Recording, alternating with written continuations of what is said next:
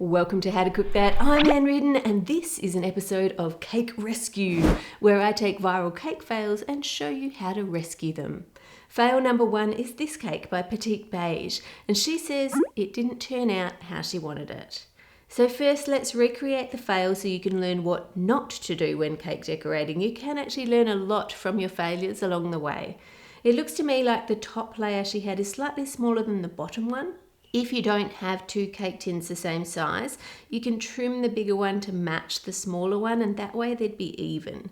Next, it looks like she's poured warm ganache over the cake, which is a good move. Ganache is a mixture of chocolate and cream, and it's really yummy. How runny it is depends on how much cream you add in proportion to your chocolate, and obviously the temperature it is when you pour it on. The warmer it is, the runnier it's going to be, and once it's cold, it sets. So let me just spread that a bit more so we've got more down the edges like she had.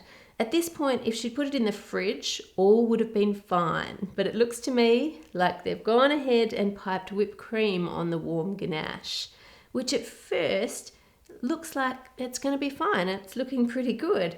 But if I put this in fast forward, you can see what happens. The ganache is actually still slowly flowing down the cake, and it takes the cream with it.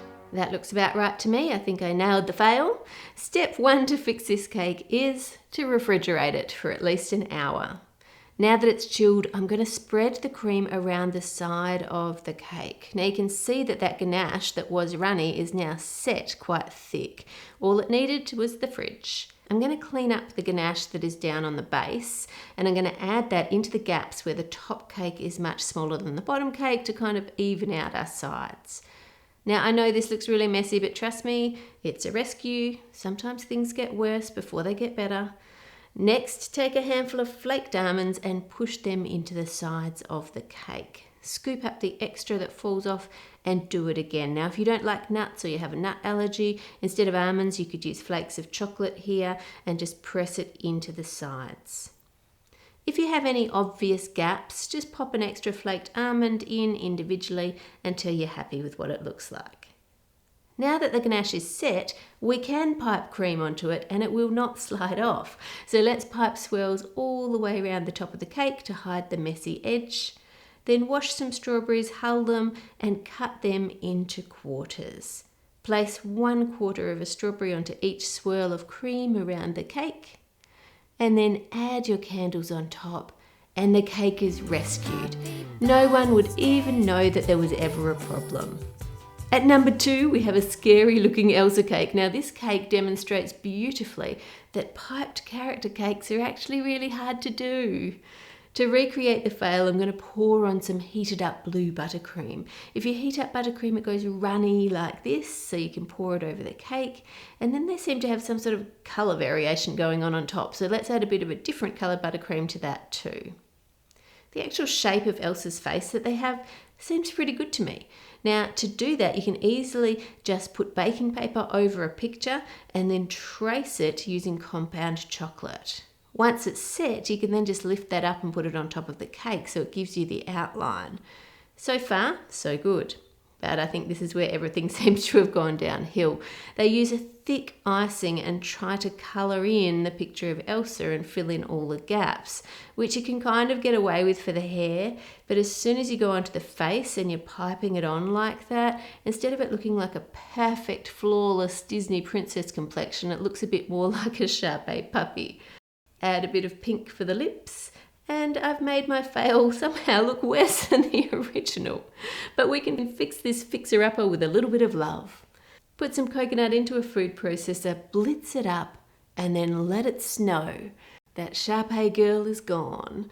Sprinkle with icing sugar to make it white so it looks more like snow, and then roll out some pale skin-coloured fondant.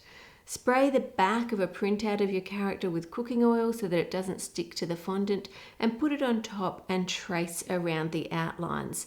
If you're trying to do a character, then just search for a colouring in sheet for them, because that will give you this really clear outline look.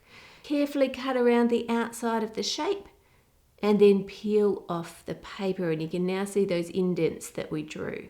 Use your knife to make them a bit deeper anywhere where it's just skin on skin, like around the nose and the chin line.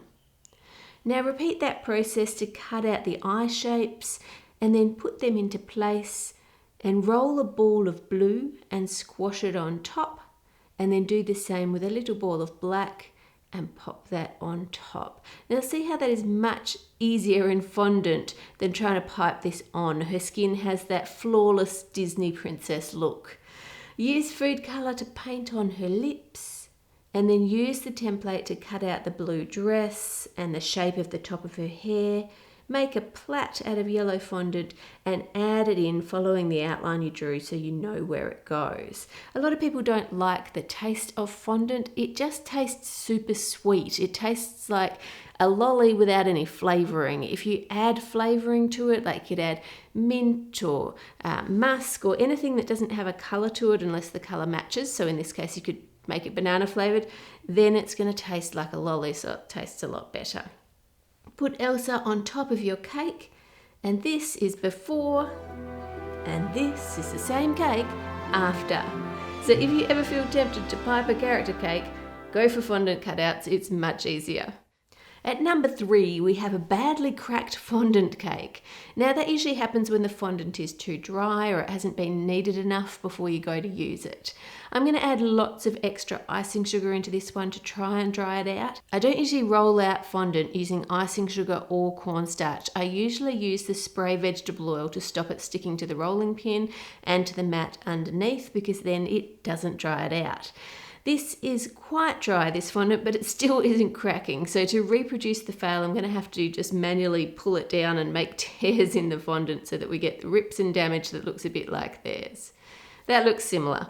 Okay, now to rescue it. You could just pull the fondant off and redo the buttercream and essentially start again, but if you don't have time for that, let's look at another option.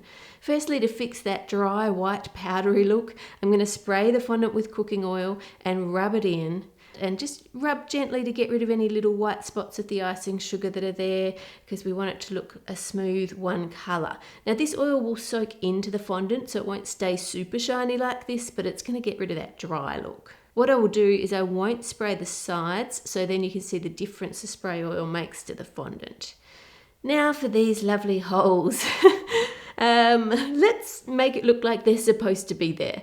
Use a knife and cut around to continue a crack the whole way around the cake, using the holes that you already have as a bit of a guide as to where it should go. Then press sprinkles into the exposed buttercream. Now we've still got some work to do. You can clearly see the improvement the extra oil made to the dry looking fondant. So I'm going to rub some oil onto the sides too. And there are still quite a few cracks that are big and I don't want. So I'm going to take some fondant scraps and mix them into a paste using a little water. It takes a bit of time to get this into a paste. Just press the back of your spoon into the bowl and keep going until you get it smooth, and then spread that over the cracks. Now this doesn't work perfectly, but it's okay. If you have enough spare fondant, you could have pulled off this bottom strip and replaced it, but I'm assuming that you either don't have time or you don't have any more fondant, so I'm making it a quick fix. It's certainly not perfect, but it looks ready for a party. Now for a game of hide and seek. Can you find a piping tip, 2 knives, a stand mixer, chocolate, measuring spoons, a hinge, a match, a receipt, and rose petals? If you love hunting for things, then you're going to like today's sponsor, June's Journey. You can hunt through different hand-painted scenes for hidden objects and clues to solve a 1920s murder mystery. And a couple of gameplay tips if you're like me and have your mobile screen brightness always turned down really low. Turn it up. It's much easier to find things. And I went through quite a few levels before I realised I could zoom in, and when you're zoomed in it highlights what you can currently see on your screen, so it makes it easier to find things that you're stuck on. It's free to download. I'll put a link below. See if you can beat my high score on the first 4 scenes. Now for cake fail number 4. This is when the person at the bakery gets the order wrong. Some of these pictures have been floating around on Reddit for years now, and I'm not 100% sure how genuine some of them are. I mean, look at this one. They said they wanted nothing on top.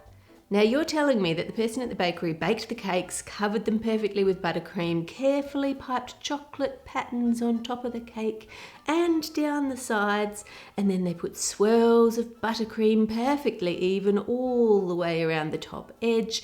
They sprinkled chocolate in the corners, and then after all that work, without thinking, they piped nothing in the middle with no skill at all. I just don't think so. But just in case you do make a mistake when you're piping on top of your own cake, or you get a cheap cake that wasn't actually designed for your event and you want to change the writing on it, here's how to fix that. Spread out some white compound chocolate to make it big enough to cover what is written on the cake. Give the foil a little bit of a shake, that just smooths off the top, and then just let that set. Put a sheet of baking paper over the top and a printout of the text that you want on the cake. Trace over it with a pen so you get an indent in the chocolate.